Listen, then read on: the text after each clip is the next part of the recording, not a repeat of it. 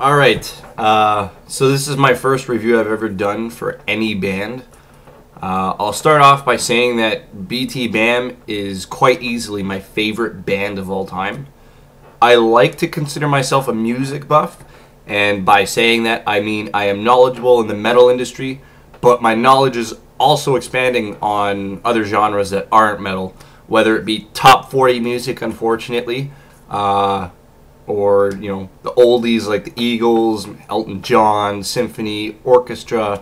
It's a wide range, but more focused on my favorite genre, that is metal. I like to do that because I don't want to be that guy who just knows one genre.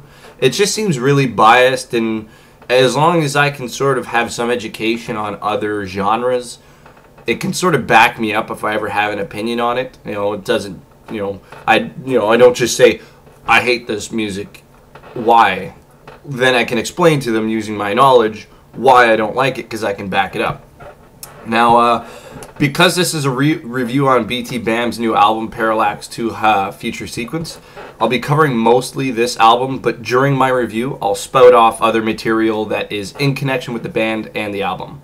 The track listing is as followed: Goodbye to Everything, Astral Body, Lay Your Ghost to Rest, Autumn, Extremophile Elite, Parallax, The Black Box, Telos, Bloom, Melting City, Silent Flight Parliament, and finally, Goodbye to Everything Reprise. As you can tell, there's quite a bit of tracks on this album. I loved Hypersleep Dialogues, the predecessor to Future Sequence. It's 3 tracks on the album, but it is an EP. This album I don't feel is meant to be super hard. I think this album is their biggest change of pace since Colors. I personally consider Parallax to be part of this album, but just prior to the events of Future Sequence.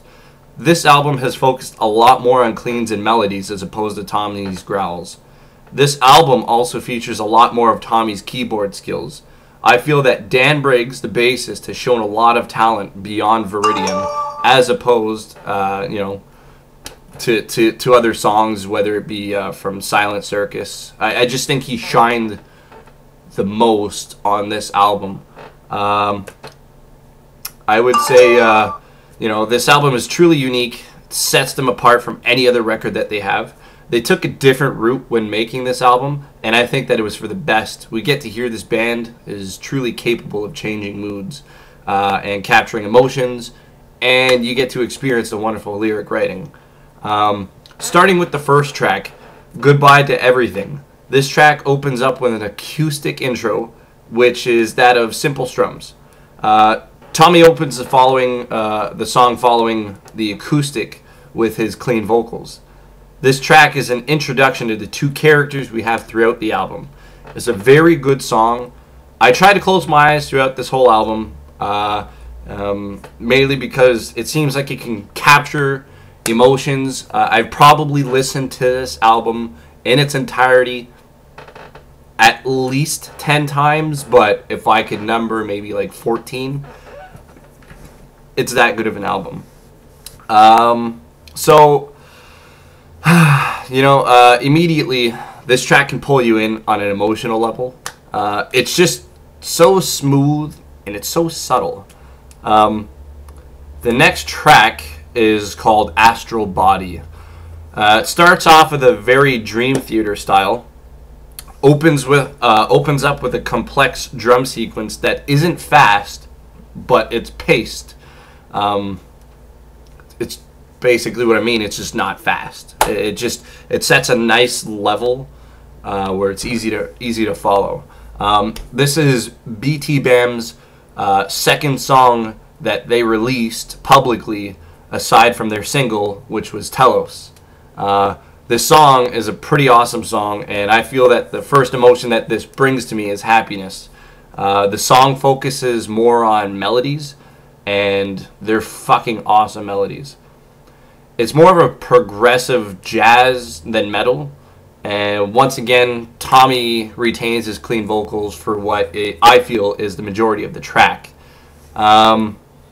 The next song is called Lay Your Ghost to Rest.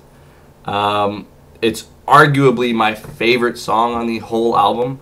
It's the third longest track on the album at 10 minutes and 2 seconds. This track starts immediately with Tommy's growls following Blake's superb drumming skills to help back up our vocalist. This song is generally fast-paced from the get-go.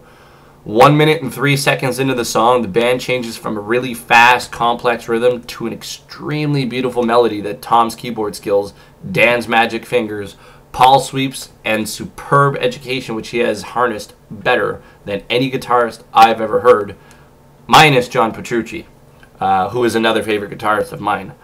After this melody, they start to go into a bridge that seems so epic to the ears. Cleans and fingers that sweep across that fretboard with such beautiful sweeps that almost sound like Selkies. It really does sound like Selkies, and I don't know if they tried to actually take some of Selkies and put it into this song, but whatever it was, it sounded like Selkies. After this melody, they go back into a fast-paced, space-like sound. They get into a part of the song later on which sounds so damn cool. It's a slower guitar pick with Dan's wicked hard picking for bassing. Dusty sets a great rhythm with this part of the song that really captivates me. I really cannot ever resist singing to Tommy on this part of the song. It's the way that Tommy sings this song. It seems to really bring out that feeling that you just have to sing with him. Just because of the way he sounds while he's singing it. The next track is Autumn. Unfortunately, I don't have much to say as this song seems to be a filler. It's nothing but just a computer sounding thing. It's hard to describe. It sounds more like an outro to Lay Your Ghost to Rest, but just a really long outro that every time I actually have to skip that song. I find it hard to delete the song from my playlist because, you know, you're not listening to the whole album at that part. It's a double-edged sword, I guess. I just wish they didn't put it in the album, or maybe they had a reason to put it in there. I just don't know why. I don't know. That's part of the genius behind the band. That's the best I can say. The next track is called Extremophile Elite, and it isn't a bad song by any means at all, but it just doesn't quite capture me as the others do on the album. It starts off with keyboards followed by Paul and Blake. In the chorus is Tom's clean vocals, Paul's very deep voice to back up the vocals. Sounds really eerie, but very neat. It's one of those harder songs on the album for sure. They get to a bridge in the song, which is melodic, spacey type style. It's really hard to explain some of the things they do. They do go into a part of the song at 4:20, which I believe is so damn cool. It's got the tuba, the keyboard, the violin, and the xylophone on this part. It's fucking weird, but so damn cool. Further on into the song, they get into a jazz blues style with Paul. It's a neat guitar solo with intricate finger placement. They also have lyrics from Specular Reflection, I Am Walking Into a State Of, followed by the word desperation. And it's neat that they revisited the album and they just used lyrics from that song, which is Specular Reflection. And they used that. So how they added desperation into there, I guess it's like a continuation. I have to wait to get the lyrics from the whole album because granted you can't entirely hear what Tommy says with the growling, and I'm willing to bet that if you read the lyrics it's literally like reading a book, so it's going to be nice to see exactly what they did there. And then the next song, Parallax, this is about midway into the album. At this point in the album is where a lot of emotions for me start to come out. This song is so deep. It's just the vocals from someone who is, I'm not sure who it is, but he's I guess he's British. I don't know. I'm not quite fully able to understand the words that they said because it seems a bit muffled by the microphone, as if the speaker was too close to it. But what I get is, we are one, two forces intertwined to make a decision, which is at the end of that track, just before the vocals stop. Which is obviously characters from the story. and the song ends there. The Black Box, one of the shorter songs on the album, but one of my favorite paired with Parallax. This song starts out with what seems like a sad emotion, like somebody's in distress, and it kind of makes me sad. Tommy plays his keyboard while singing very softly with his clean vocals, and the way he sings, he just seems so sad, but this is the beauty of the song and the album. Further into the song, it gets dark and very sinister, like something bad has happened. Then Tommy lashes out with a hell of a voice saying, "We build mountains to crush oceans." And that's, to me, that seems really deep, the way that he sings that. Following the song is the single Telos. Everyone should know this song by now. This is their hardest song on the album by far.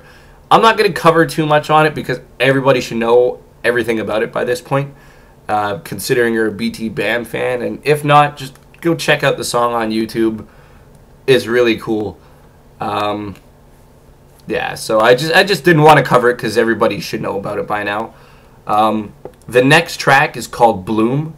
This is a very Mr. Bungle described song. I've listened to Mr. Bungle a few times just to understand why people say this, and I really disagree with their opinions, but this is their call. I can see the similarities for sure, but Mr. Bungle just seems so bland, yet BTBAM uses animation for themselves to build structure for the song. My initial reaction to this song was, what the hell? Then quickly turned into, this is so clever.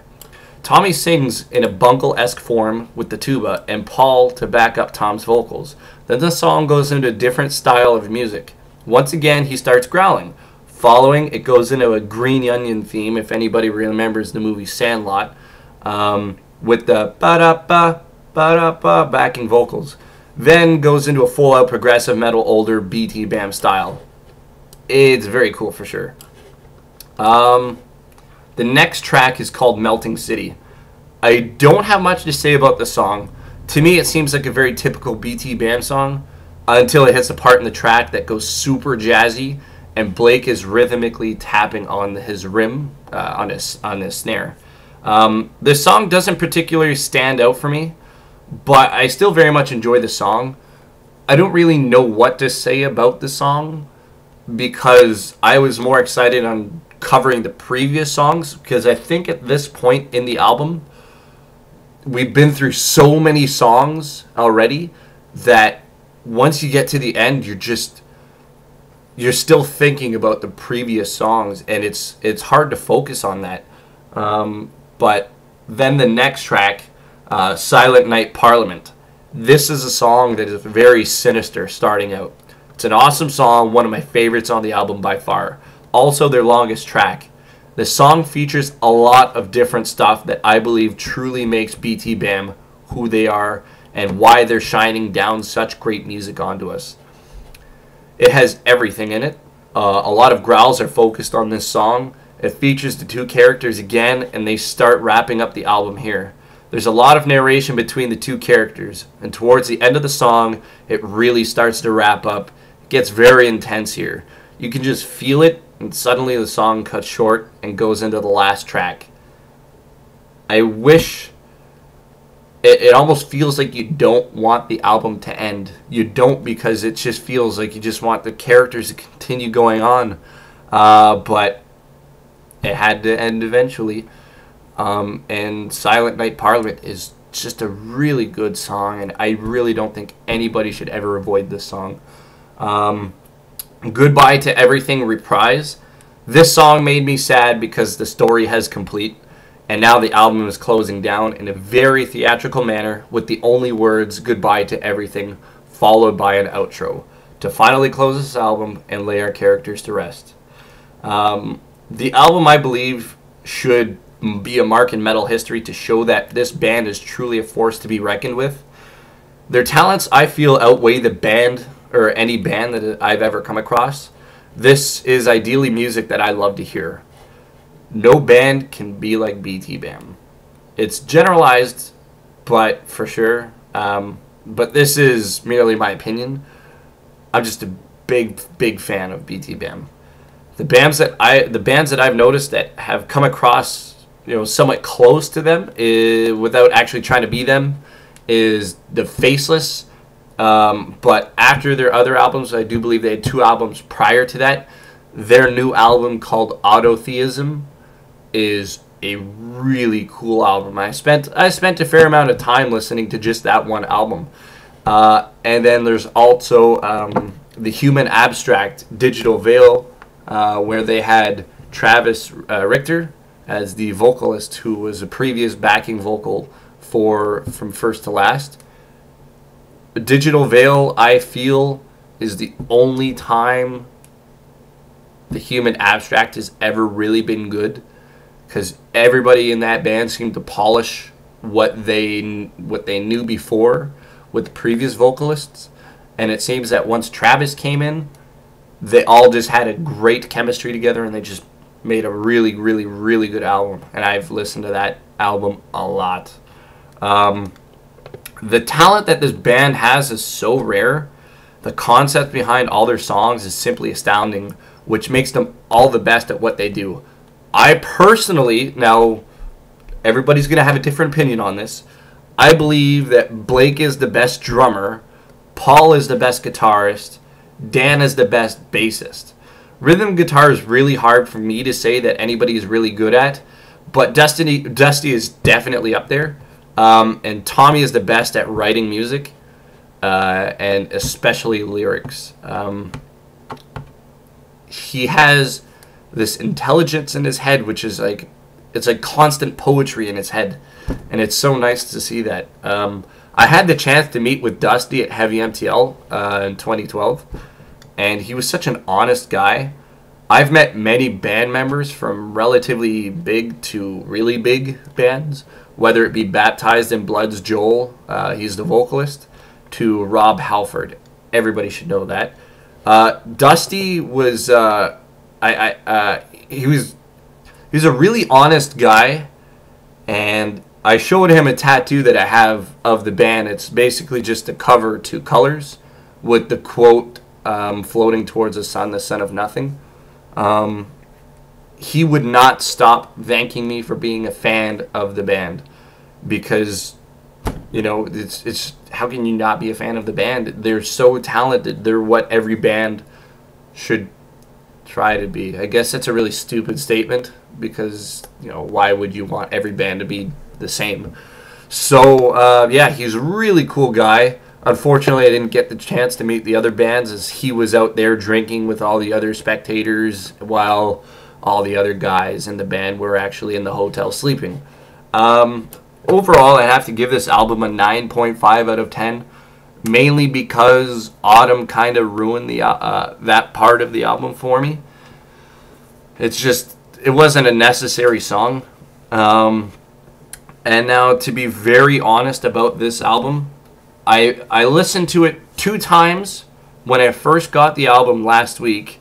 I listened to it 2 times.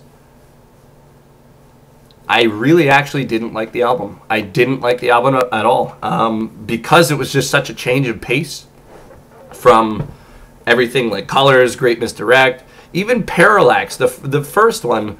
This is different than Parallax, Hypersleep Dialogues. So that's what I mean, is like these guys took a whole new level to this album, and they changed their style, and they added this spacey theme, but it worked so well, because the more and more I kept listening to this album, the more and more it got so catchy. I couldn't stop playing this song every time. I'd even wake up in the middle of the night just to hear a song, because I absolutely love this album. It's shocking that they've always released albums that have just won the hearts of many BTBAM fans, you know, and like, unlike Metallica, where I even feel that Black Album wasn't even that good. Every album before Black Album was awesome, but then Black Album was like a mixed bag of good songs, and then the rest were shit. And then every album following, whether it be Load, Reload, Death Magnetic, the Saint Anger, like, they all sucked. They sucked. But consistently, BTBAM releases great albums, and nobody should be able to deny that. They can't. So, in closing, awesome album. This is probably one of the only albums that I've considered worth my money. I acquired it skillfully because it hasn't released yet. But I already paid money for it before because I knew I was going to buy the album regardless. And I'm so glad that I bought the album, and I bought like a bundle set with it, so I get a few extra stuff. So buy this album, love it. If you haven't heard BTBAM before, I would suggest listening to Colors, as it is probably the best intro to this band, because Silent Circus is a relatively hard album that I don't feel is very good for beginners to this band, as it could probably turn them off, because it just sounds like a lot of noise to them. So Colors at least has a lot of softer variations. It's not too hard, it's not too soft, so it's probably a good middle for people that are trying to get into new bands. So that is it for me, and I hope you guys enjoyed my album review. Go buy it in stores as soon as you can. Bye bye.